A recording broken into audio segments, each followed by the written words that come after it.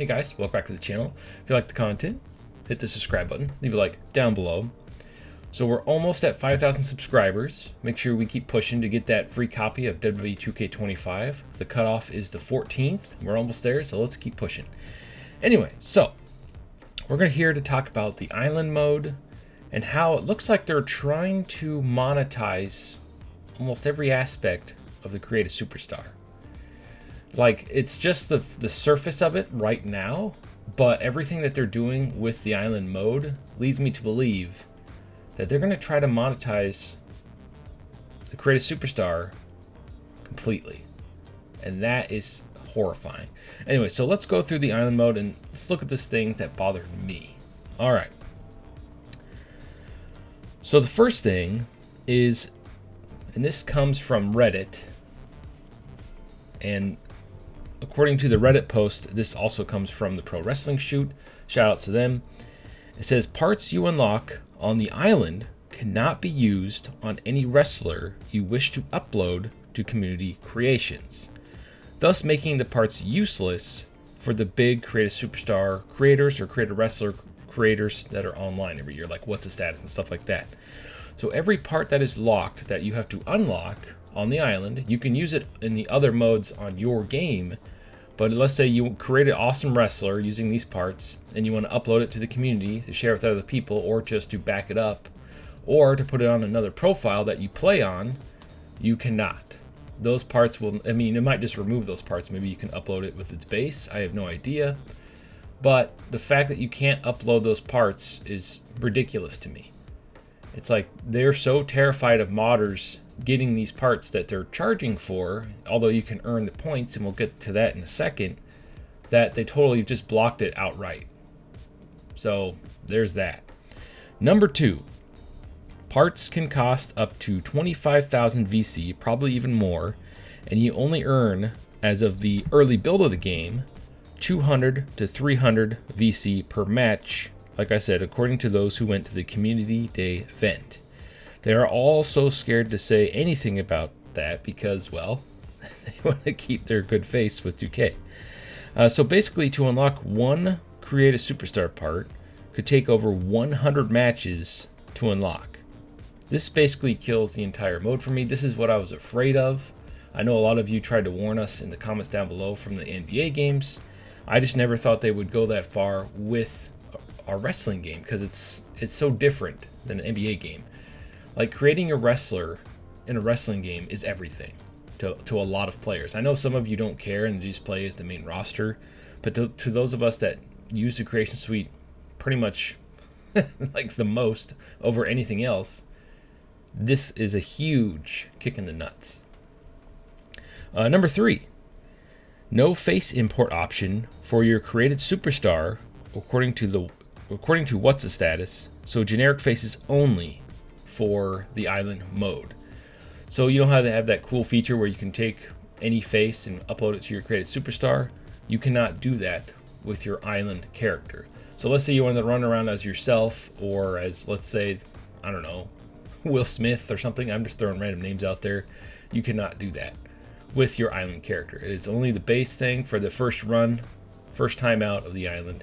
Hopefully they'll add it in later to the next game.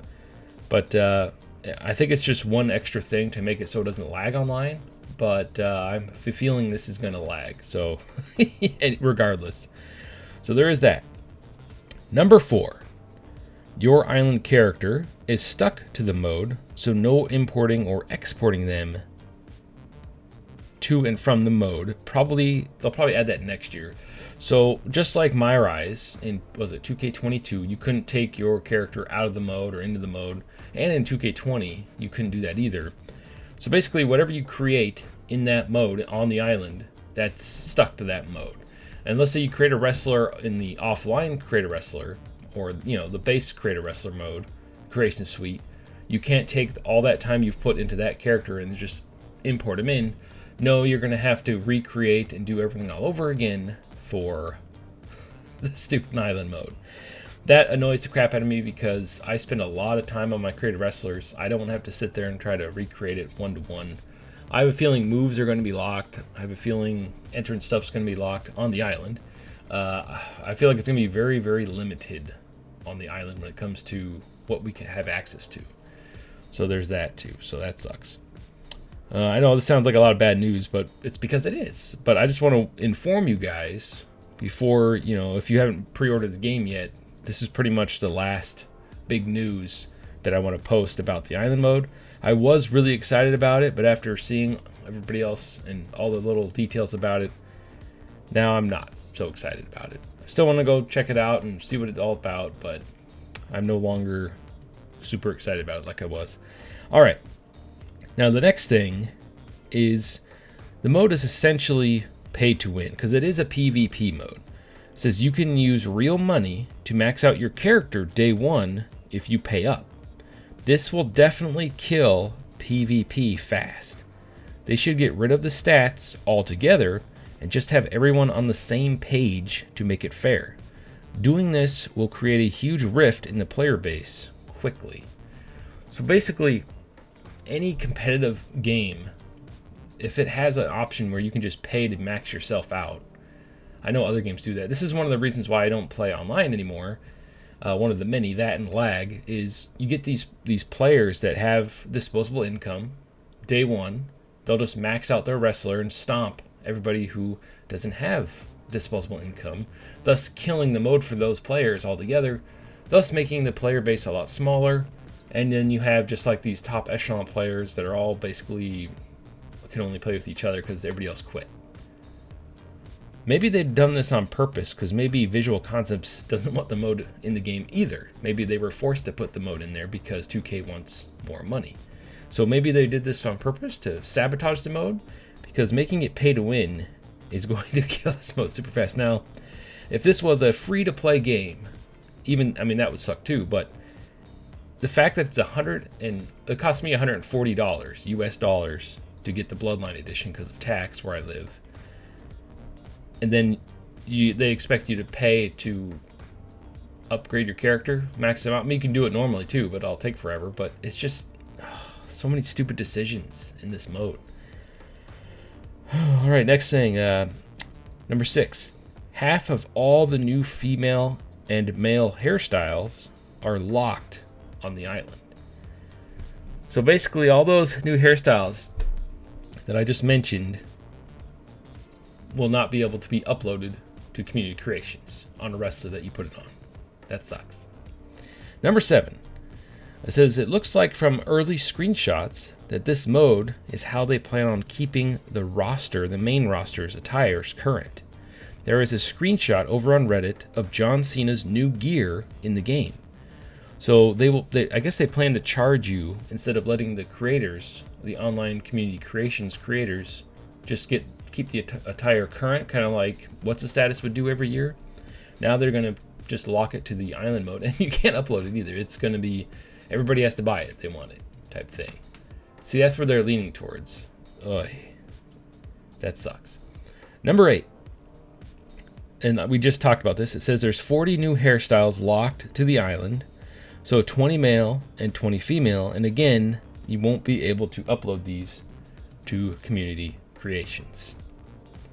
So these are all the things that stood out to me.